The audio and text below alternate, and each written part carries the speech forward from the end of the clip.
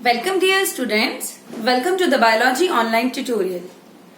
Dear class 12, as in the last tutorial, we had studied about the semi-conservative mode of replication.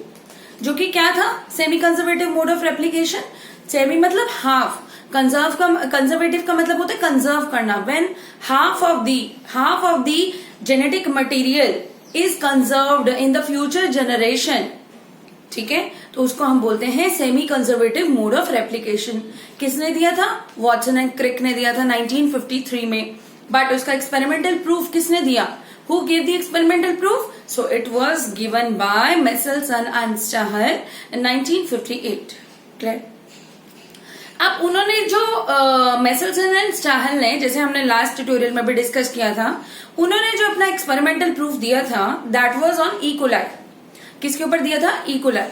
और हमने discuss किया था E coli, क्योंकि E coli की जो मल्टीप्लिकेटिव रेट होता है वो कितना होता है? Very short, 20 minutes only.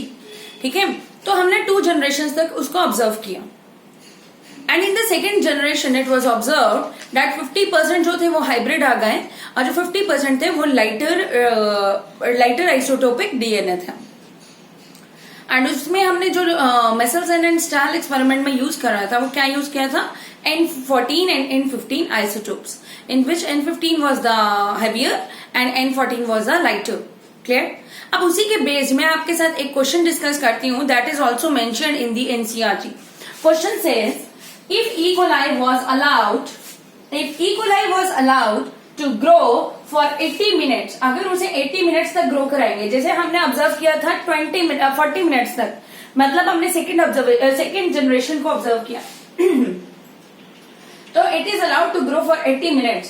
What will be the proportion of light and hybrid densities of DNA molecule? तो चलिए मैं आपको परसेंटेज निकाल कर दिखाती हूँ. देखेंगे जब हमारे पास फर्स्ट जनरेशन आई, फर्स्ट जनरेशन में हमारे पास क्या आया? 50%. फर्स्ट जनरेशन में हमारे पास क्या आया? 100% हाइब्रिड. 100% हाइब्रिड, जिसके अंदर 50% जो था वो lighter and 50% heavier. Second generation में आफ्टर 40 मिनट, है ना, इकोलाई को 40 मिनट्स हो जाएंगे. अब यहाँ 20 मिनट्स में आया ये रिजल्ट, 40 मिनट्स में सेकेंड जनरेशन आएगी, तो वहां पे क्या आएगा हमारे पास? सेकेंड जनरेशन में जो हमारा रिजल्ट आया था, व्हाट वाज दैट? 50% हाइब्रिड, 50%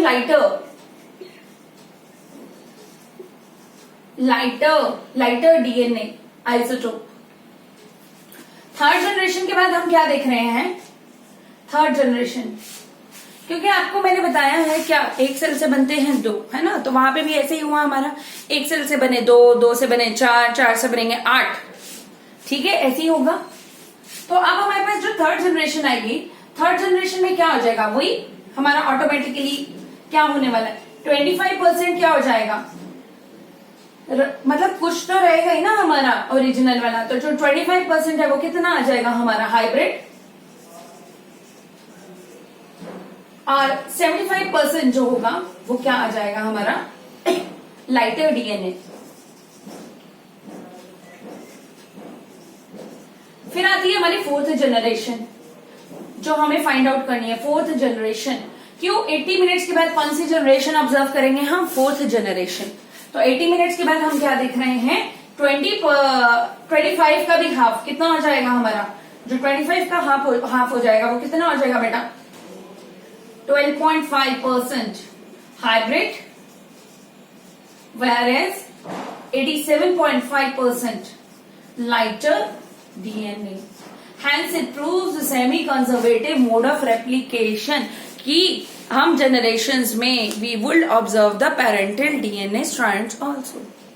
अभी यहाँ पे जब 80 मिनट्स के बाद हम देख रहे हैं तो we are observing the fourth generation. आपने देखा था वहां पे क्या हो रहा था? एक डीएनए के strand it got divided into 2 से बने 4 40 मिनट्स के बाद. तो यहाँ पे कितने बनेंगे? 8. और 8 के अंदर जो हमारे पास टोटल 8 डीएनए के स्ट्रैंड होंगे, डबल हेलिकल डीएनए स्ट्रैंड, उस 8 में जो 12.5% होगा वो क्या होगा, हाइब्रिड, एंड 87.5% होगा वो क्या होगा, लाइटर।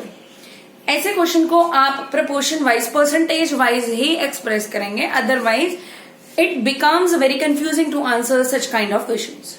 ठीक है, I hope it is clear. अब इसके बेसिस पे आप जितने भी जनरेशन का निकालना है आप निकाल सकते हैं। देखो मैंने आपको थर्ड भी निकाल के दिखाया, आप आगे फिफ्थ भी निकाल सकते हैं। Clear? So it is how we can solve such kind of question. अब मैं आपको बताती हूं कि एक और हमारे पास साइंटिस्ट आया, टेलर। उसने भी semi conservative mode of replication को एक्सप्लेन करा। उसने जो semi conservative mode of replication को एक्सप्लेन करा था वो किस में करा, उसने करा यूकैरियोट्स में। किसके अंदर? In a plant known as Vicia faba. कौन सा? वीसिया फेबा। साइंटिफिक नेम है वीसिया फेबा और फाबा बीन्स। फाबा बीन्स,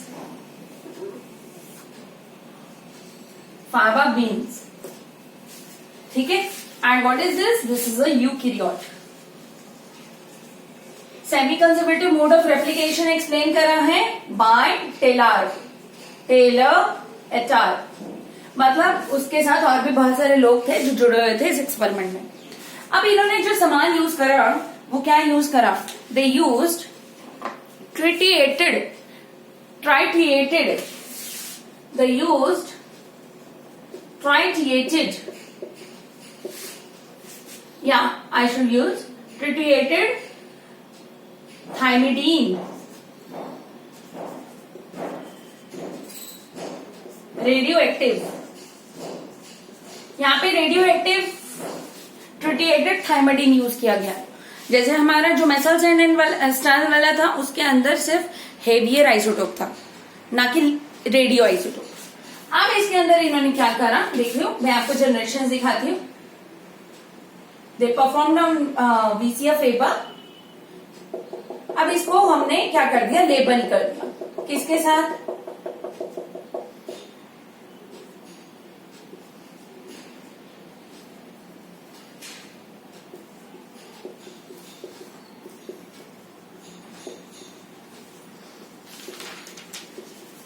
अब हम देख रहे हैं फर्स्ट जनरेशन।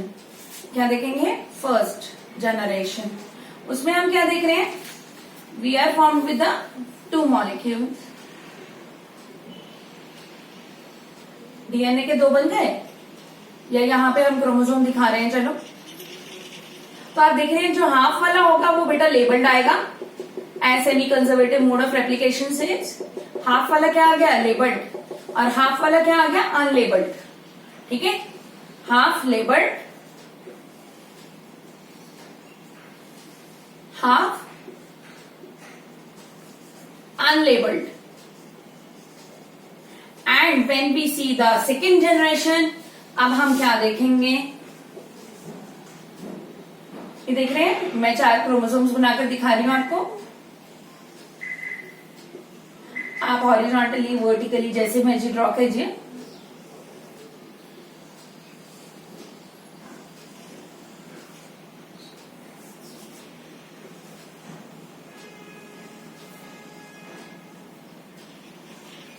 इसके अंदर हम क्या देख रहे हैं?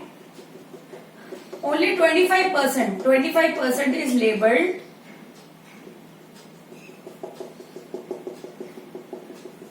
सिर्फ 25% लेबल्ड होगा हमारा, और जो बाकी बचा हमारा 75% वो क्या हो जाएगा? अनलेबल्ड। ये क्या है? लेबल्ड। लेबल्ड मतलब रेडियोएक्टिव ट्रिटिएटेड थाइमिडीन के साथ। This is also labelled, hence it explains the semi conservative mode of replication.